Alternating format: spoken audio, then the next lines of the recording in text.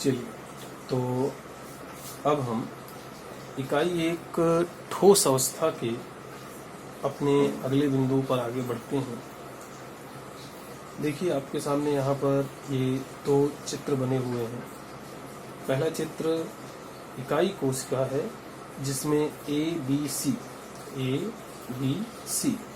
ये इसके 3 किनारे हैं और अल्फा बीटा गामा ये इसके 3 कोण हैं। और ये दूसरा चित्र है क्रिस्टल जालक का, जिसमें संगठक कणों को बिंदुओं के द्वारा दर्शाया गया है। ठीक है, यहाँ पर भी ए बी सी 3 इसके किनारे हैं और अल्फा बीटा गामा इनके कोण हैं। ठीक है, अब यहाँ देखिए, इस दोनों सी संरचनाओं में, क्रिस्टल जालक में और इकाई कोशिका में, ये बिंदु डॉट दर्शाए गए हैं। इन बिंदुओं को, ये वास्तव में ये जो बिंदु हैं, ये इस क्रिस्टल को बनाने वाले रचक कणों को दर्शा रहे हैं, संगठक कणों को या रचक कणों को दर्शा रहे हैं। तो ये जो बिंदु हैं, डॉट हैं, जो इसके रचक कण, संगठक कण को दर्शा रहे हैं, इन्हें कहा जाता है जालक बिंदु। जालक बिंदु कहा जाता है। मतलब जालक बिंदु वे बिंदु होते हैं जिनके द्वारा क्रिस्टल की संरचना में क्रिस्टल के रचक कणों को दिखाया जाता है। तो हम ऐसे कह सकते हैं कि क्रिस्टल की संरचना में उसके रचक अर्थात बनाने वाले रचक कणों को जिन बिंदुओं द्वारा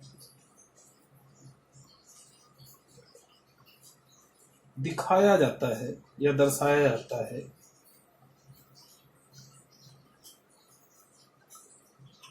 उन्हें जालक बिंदु कहते हैं। ठीक है, तो क्रिस्टल की संरचना में उसके रचक कणों को जिन बिंदुओं के द्वारा दर्शाते हैं, दिखाते हैं, उन्हें जालक बिंदु कहते हैं। अब ये रचक कण कुछ भी हो सकते हैं, परमाणु हो सकते हैं, अणु हो सकते हैं या आयन हो सकते हैं। अब आप ये देख रहे हैं कि यहाँ पर एक जाल सदृश संरचना बनी हुई है, ये कुछ सरल सी संरचना बनी हुई है। ठीक है, तो वास्तव में ये जो जालक बिंदु हैं, जब इस तरह के असंख्य जालक बिंदु एक निश्चित व्यवस्था में व्यवस्थित होते हैं और कोई ज्यामिति ग्रहण करते हैं, तो इन जालक बिंदुओं के समूह को एक साथ कहा जाता है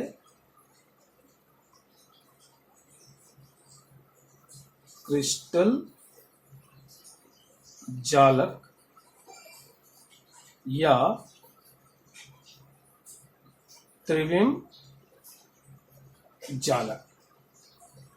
तो क्रिस्टल जालक या त्रिविम जालक कहते हैं जब असंख्य, अनेकों जालक बिंदु एक दूसरे से निश्चित क्रम में व्यवस्थित होकर त्रिविमी संरचना प्राप्त कर लेते हैं, तब उस त्रिविमी संरचना को क्रिस्टल जालक या त्रिविम जालक कहते हैं।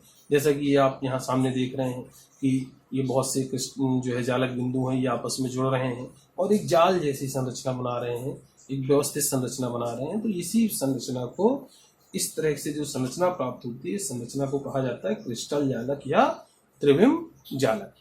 तो हम इस तरह से कह सकते हैं, त्रिविम अंतरिक्ष में, त्रिविम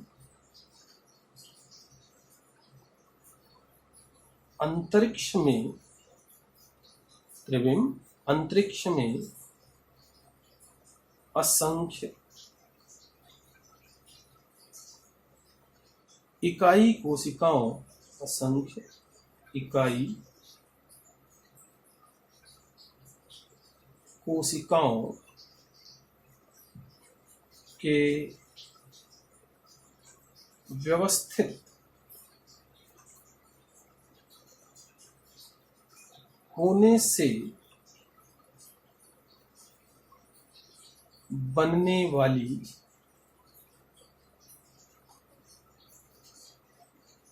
इकाई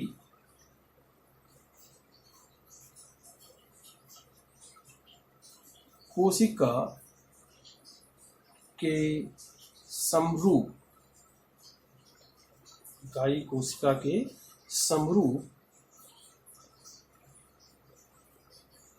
क्रिस्टल की आकृति को क्रिस्टल जालक या त्रिविम जालक कहते हैं। तो बहुत सिंपल सी बात है, क्रिस्टल की संरचना में उसको बनाने वाले जो भी रचक कण हैं, परमाणु हैं, अणु हैं, आयन हैं, उनको जिन बिंदुओं के द्वारा दिखाया जाता है उन सभी बिंदुओं को जालक बिंदु कहते हैं। और जब ये बहुत से जालक बिंदु, असंख्य जालक बिंदु एक दूसरे से व्यवस्थित होते हैं तो व्यवस्थित होकर के इकाई कोशिका के समान दिखने वाली जो आकृति प्राप्त करते हैं, ज्यामिति प्राप्त करते हैं, उस ज्यामिति को, आकृति को क्रिस्टल जालक या त्रिविम जालक कहते हैं। अब देखिए यहाँ पर ये बार बार शब्द आ रहा है, इकाई कोशिका, तो हम इसकी भी बात करते हैं। इकाई कोशिका, तो इकाई कोशिका क्या हो? बहुत संक्षेप में भी कहें तो किसी भी क्रिस्टल जालक की सरलतम व सूक्ष्मतम इकाई को इकाई कोशिका कहते हैं, एकक कोशिका कहते हैं या यूनिट सेल कहते हैं। क्या बोला हमने? देखिए, किसी भी क्रिस्टल जालक की सरलतम व सूक्ष्मतम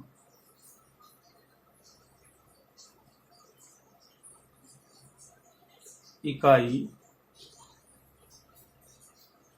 को इकाई कोशिका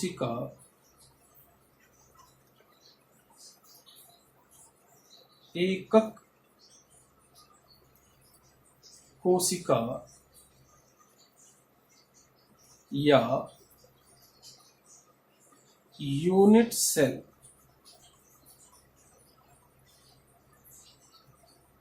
कहते हैं। ठीक है, तो किसी भी क्रिस्टल जालक की सरलतम व सूक्ष्मतम इकाई कोशिका एकक कोशिका या यूनिट सेल कहते हैं। सरलतम व सूक्ष्मतम मतलब सबसे सरल होनी चाहिए, सबसे सूक्ष्म होनी चाहिए, और जो बार बार अपनी पुनरावृत्ति से, अर्थात ऐसी जो है संरचना जो एक निश्चित क्रम में पुनरावृत्ति से संपूर्ण क्रिस्टल को, पूरे के पूरे क्रिस्टल को बना सकती हो, उसे कहते हैं इकाई कोशिका। जैसे हमारे घरों की इकाई कोशिका होती है, घरों में भी इकाई कोशिका है। घरों की इकाई कोशिका, हमारे घरों की इकाई कोशिका क्या होती है?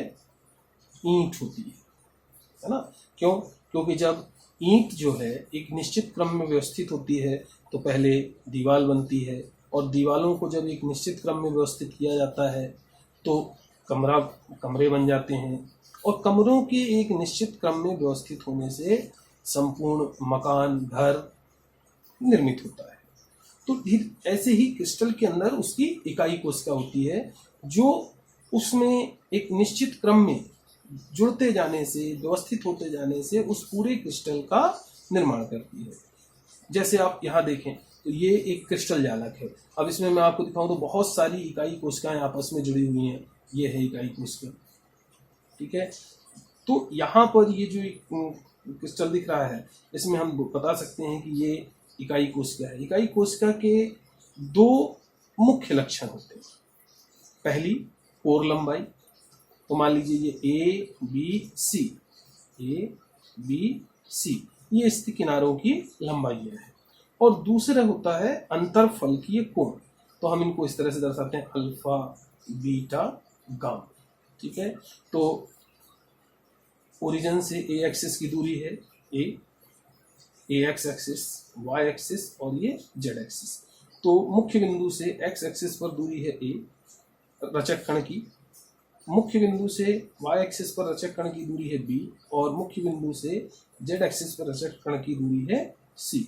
इसी तरह से ए और बी अक्ष के एक्स और वाई अक्ष के बीच का कोण है अल्फा, वाई और जेड अक्ष के बीच का कोण है बीटा, और जेड एक्स अक्ष के बीच का कोण है गामा। तो इकाई कोशिका के दो मुख्य अभिलक्षण होते हैं, कोर लंबाई और अंतरफलकी किनारों की लंबाई और अंतरफलकीय कोण। ठीक है, तो तीन चीजें हमने यहाँ पे देखी।